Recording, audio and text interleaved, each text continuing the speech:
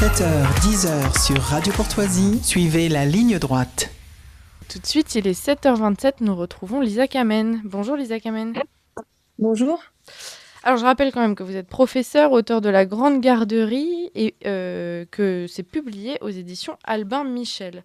Alors aujourd'hui, on va parler d'absurdité administrative, d'uniformité des traitements, de ces élèves qui deviennent des chiffres en parlant de ces moutons qui ont été inscrits dans une école en Moselle pour éviter la fermeture d'une classe. C'est assez insolite. C'est insolite et la réalité dépasse la fiction parce que, en fait, cette histoire a déjà été écrite dans un livre pour enfants en 2018. Il y a un petit livre qui s'appelle «L'histoire du mouton qui sauva une école» ou un truc comme ça, qui a été écrit par 2 dames qui racontent exactement cette histoire, c'est-à-dire que l'Éducation nationale veut faire fermer une classe qui ne compte que 29 élèves au lieu de 30 et pour sauver cette classe, le maire de la petite ville il est maire de la ville et il est aussi vétérinaire, visiblement, inscrit un mouton qui s'appelle Vincent et qui permet de sauver la classe. Et bon, voilà, tout ça, c'était de la fiction jusqu'à cette année, jusqu'à 2024, où des parents ont décidé d'inscrire 4 moutons dans une école en Moselle pour pouvoir sauver l'école de leurs enfants. Voilà, et donc c'est des moutons auxquels ils ont donné des noms, enfin prénoms, noms de famille. Ils les ont inscrits à l'état civil exactement comme on inscrit des gens, enfin à l'état civil, à l'éducation nationale, exactement comme on inscrit des enfants. Alors ça pourrait être très très drôle. En réalité, c'est assez grave puisque ça veut dire que dans un pays comme le nôtre, des gens qui décident de créer une école pour y scolariser leurs enfants n'ont pas le droit de le faire. Ça veut dire que dans un village où il n'y a pas assez d'enfants scolarisés, on ferme l'école unilatéralement, sans consulter la population, ce qui est pour le maire de la ville complètement impossible à gérer. J'imagine que les administrés sont défilés dans son bureau pour lui expliquer qu'il fallait qu'il fasse son travail et qu'il défende l'école de la ville, et qui serait résolu assez simplement finalement si, encore une fois, on restituait aux parents la possibilité financière d'organiser eux-mêmes leur école par un chèque éducation, par exemple. Voilà, donc ce qui se passe aujourd'hui est on va dire, une anecdote un petit peu rigolote, mais en réalité soulève un problème beaucoup plus grave. Ouais.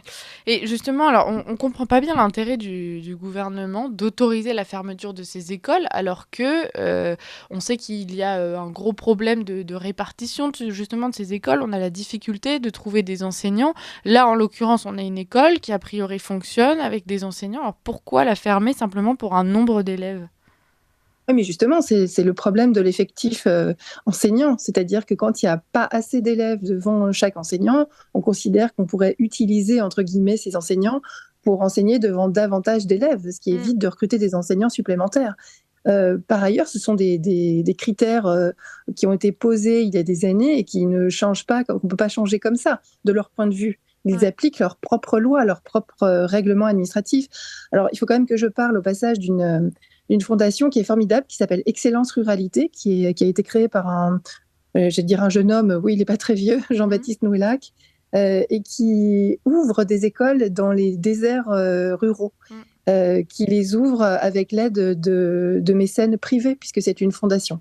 D'accord. Et voilà, donc il existe des solutions, mais comme d'habitude, on le voit, elles viennent d'initiatives privées.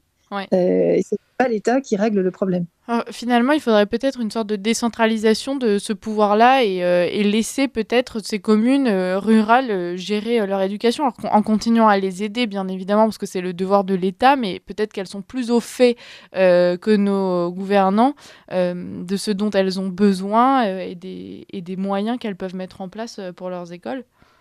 Mais vous avez absolument raison, c'est exactement ça qu'il faut faire, non seulement décentraliser, mais j'allais dire pire, aller plus loin, c'est-à-dire se baser sur le principe de la subsidiarité. C'est plus à l'État de nous octroyer des droits, c'est à nous de les reprendre et de ne les lui rendre que si vraiment on estime que c'est nécessaire.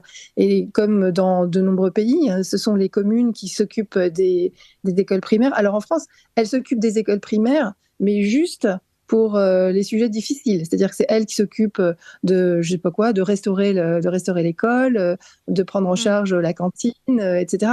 Mais quand il faut prendre des décisions de ce genre, c'est l'État qui les prend. Donc en réalité, il y a un mélange, si vous voulez, il y a un mélange de pouvoir qui s'exerce sur les écoles primaires. Une école primaire, à mon avis, doit être entièrement gérée par la commune, puisque on l'entend quand on dit le mot commune, c'est une communauté. Ce sont des gens qui vivent ensemble, qui savent ce qu'il faut pour leurs enfants. On ne gère pas de la même façon une école quand elle est dans un village de 45 habitants que quand elle est dans une ville de 10 millions d'habitants, c'est évident. Et ça doit effectivement, l'administration doit en revenir à la commune, au maire et aux habitants de la commune. Vous avez 1000 fois raison. Oui, puis qui ont conscience de ce que sont ces enfants, pas juste des chiffres sur des rapports, mais des moutons. Voilà, ou des moutons, exactement. Écoutez, merci beaucoup Lisa Kamen pour cette analyse. Bon, c'est pas très réjouissant, mais on sourit quand même devant l'initiative de ses parents et on espère qu'ils pourront garder leur école, évidemment. Merci beaucoup d'avoir... Il y a beaucoup d'ironie dans leur attitude, c'est assez drôle. Ouais. C'est une réaction adaptée, je trouve. Ce n'est pas violent, ça n'est pas... Oui, mais ça marque. Ça fait du bruit médiatiquement. Ils sont dans tous les journaux, à la télévision. Oui, c'est assez drôle. Merci beaucoup, Lisa Kamen. Je rappelle que vous êtes auteure de La Grande Garderie aux éditions Albin Michel. Merci d'avoir été parmi nous.